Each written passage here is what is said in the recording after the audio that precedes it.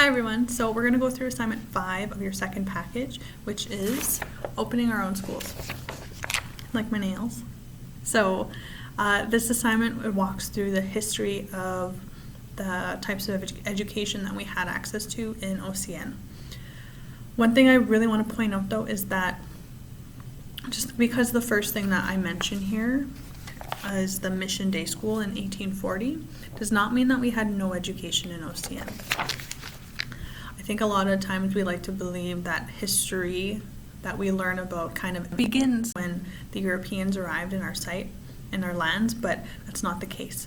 We taught our youth and our children of our community well before the newcomers and the Europeans arrived in our territory. It was just that the elders taught us the skills that we needed to live here. Our families weren't just letting the children grow up with no skills and not teaching them the knowledge that we owned. So when the newcomers came here and didn't see what they think in their heads is school, they didn't see a proper house for school, a proper building, and proper teachers, they just assumed that we didn't have our own form of education. So that's one point that I would really like to highlight and I'd like to use to remember. So yeah, we go through the timeline of schools in OCN. So in 1840 we had the Mission Day School, which was run by Henry Budd. Baghetti Day School, which was in Baghetti, was open on and off from 1905. And I have a little tidbit there. Did you know that Sam Waller from the Sam Waller Museum here in town, he taught there for 3 years, from 1939 and 1942. We had the McKay Residential School, which we had learned about previously, which was at Fisher Island. That was the old McKay Residential School. You'll notice I didn't put Guy Hill Residential School here. As far as I know, many of our community members didn't go to that school. Common practice for residential schools was for students to go further away from their home. So I know there were a handful that did go there, but for the most part I believe it was more northern community children and youth that went to Guy Hill School and not a whole lot of our OCN members that went there.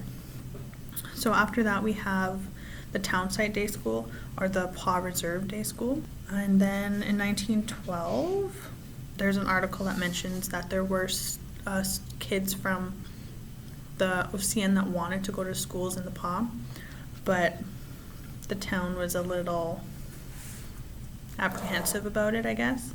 So they charged them $2 a month, and they could only go there if they appeared fit to go to the school, whatever appeared fit meant.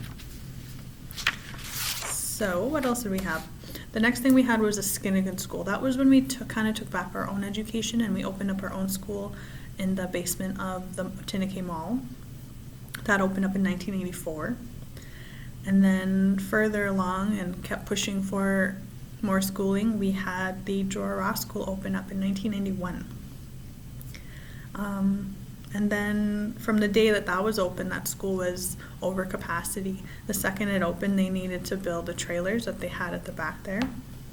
I think they put up 6 trailers to accommodate more students for the school, which was great. We had kids going to school being taught in our community. And then in 2011, we opened up the Oscar Laughlin Collegiate, which is where we are now. I was a part of the ceremony when the school opened. We walked over from Jorah Ross. We had all of the grade 7s through grade 12s gather at the front, and we had a big ceremony, and we all walked over to OLC, and it was really exciting to walk into a brand new school, and it's even more exciting now to return as a student teacher, and hopefully I get to teach there one day. So we've had a long history of different types of education on OCN, and now we are coming back to reclaiming our education and teaching our youth and our members the way that we want to be taught, with local perspectives and in new values and teachings, and I think that's beautiful. In there we have a breakdown of what the OLC logo means. Omar Constant's daughter, Carolee Constant, she actually drew that. And I remember seeing her drawing it when we were at Joy Ross, because there was a contest to draw the logo, and her drawing was selected, and it's a beautiful drawing. So once you read through that, complete the questions, and you're done assignment 5.